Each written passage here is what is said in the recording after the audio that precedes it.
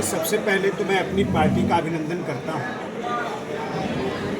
माननीय मोदी जी की सरकार की जो परिकल्पना है एक राष्ट्र एक चुनाव,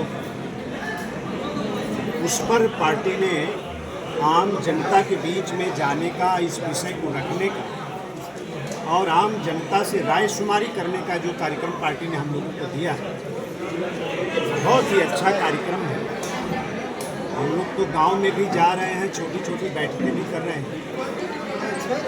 हमारे देश की जो भावी पीढ़ी है, विशेष तौर पर उनके जो राय आ रहे हैं, जिस तरह से वन नेशन वन इलेक्शन को आम जनता समर्थन कर रही है, वो स्वागत योग्य है।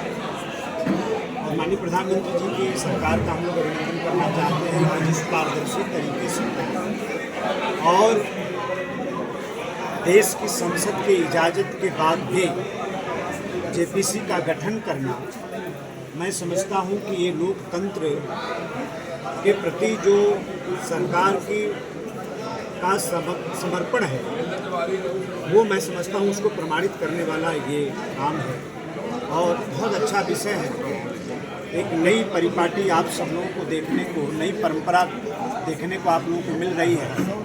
देश के अंदर जब भी कोई बड़ा फैसला मोदी जी की सरकार करती है तो उस पर आम जनता की भी रायशुमारी हो रही है, आम जनता के भी सुझाव आमंत्रित कर रही है सरकार। चाहे सोशल मीडिया प्लेटफार्म भी उसके लिए खुला है और भी तमाम विकल्प उसके लिए है। तो एक अच्छी परंपरा की शुरुआत माननीय प्रधानमंत्री मोदी जी की सरकार ने किया है। इससे सरकार के प्रति भरोसा जनता का बढ़ता है और एक अच्छी परंपरा है। यह परंपरा कब तक लागू हो जाएगी? नहीं, वो तो है।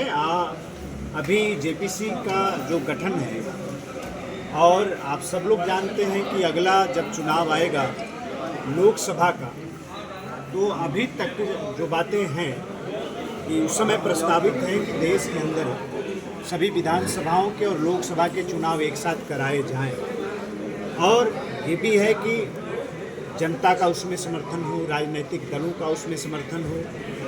पूरा देश अगर इसको चाहता है तो निश्चित तौर पर माननीय प्रधानमंत्री जी की सरकार 29 में इस चुनाव को एक साथ कराने पर विचार भी हो रहा है, एक साथ चुनाव भी कर रहा है। मंत्री जी, देश का सबसे बड़ा जुल्म उनका भी बना हुआ है पहलगांव का आतंकी हमला, उसके बाद भारतीय सेना का ऑपरेशन सिंदूर, उसके बाद सीज फायर। अभी विपक्ष कह रहा है कि अचानक से अमेरिका दखल देता है और फिर सीज फायर हो जाता है, आरोप लगा रहा है मोदी सरकार पर। क्या कहिएगा इस पर? देखिए, हमेशा से हम लोग प्रतिपक्ष से कहना चाहते हैं कि हर जगह राजनीति नहीं करनी चाहिए और जब विषय देश के हित का हो और जब ऐसे फैसले होते हैं, इतने बड़े विषय होते हैं, तो एक तो दूरदृष्टि और राष्ट्रहित, दूरदृष्टि हमारी होनी चाहिए और राष्ट्र का हित होना चाहिए। इसको आधार बनाकर फैसले किए जाते हैं।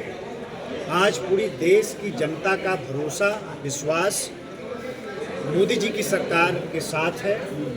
जनता मोदी जी के साथ खड़ी है। उनका जो फैसला है वो जनता को स्वीकार है। सबका ये मानना है कि मोदी जी जो भी फैसला करेंगे निश्चित ही वो देश के हित में ही होगा।